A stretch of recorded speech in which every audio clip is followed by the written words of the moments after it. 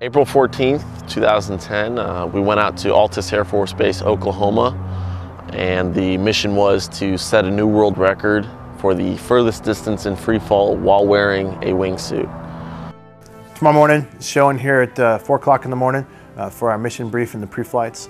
Get the pre-flight crew out to the aircraft while we're taking the weather, checking our final briefings and getting ready to go. The crew will step at 5 o'clock in the morning out to the aircraft to finish the pre-flights, get into their positions and be ready to fly. At 6 o'clock, we start our hour of pre-breathing time so that we can safely climb the altitude unpressurized. 7 o'clock local takeoff. We're looking from there right to a 0730 TOT for the drop from 32,000 feet. We had about 1 hour to set up the aircraft for everything that needed to be set up. That's from HD cameras on the tailgate and throughout the plane to the oxygen equipment getting hooked up, checking my own equipment, as well as oxygen hoses and all the equipment working properly. We're getting everything set up right now. So we got some checklists. We got an additional pilot helping us out because we're about to hook up on the mask.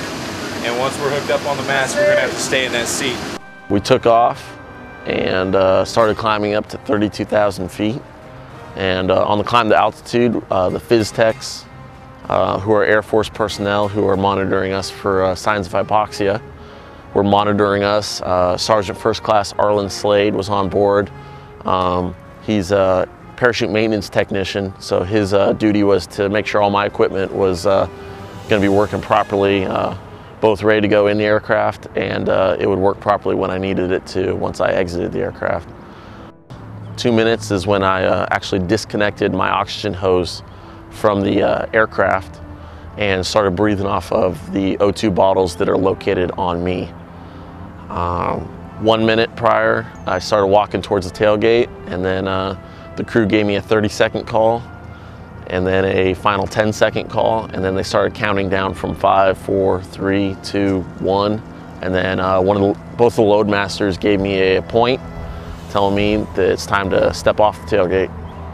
And from there, I exited the aircraft. It was a nice smooth exit, got above the tail, and started heading in the direction of flight. Midway into the flight, I noticed some clouds ahead of me, and due to FAA regulations, can't be going through clouds, so started deviating a little bit to the west to avoid the clouds. It was in free fall for 6 minutes and 35 seconds, and at 3,500 feet, I deployed my parachute and landed out in a farm field just to the west of Altus Air Force Base. I landed from the exit point that I jumped out at to where I landed on the ground was 11.51 miles, which is 1.5 miles further than the current world record. Well, I landed out in the farm field and started gathering up on my gear, and I started walking out towards the main road that was out there.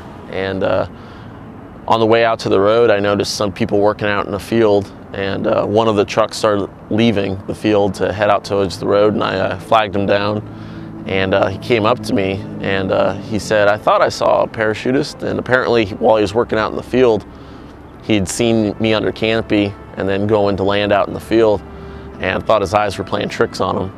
So he went back to work and carried on with what he was doing, and then when he finally saw me with all my equipment, he realized that his eyes weren't playing tricks on him, and he gave me a ride back to Altus Air Force Base. Altogether, this mission was a success.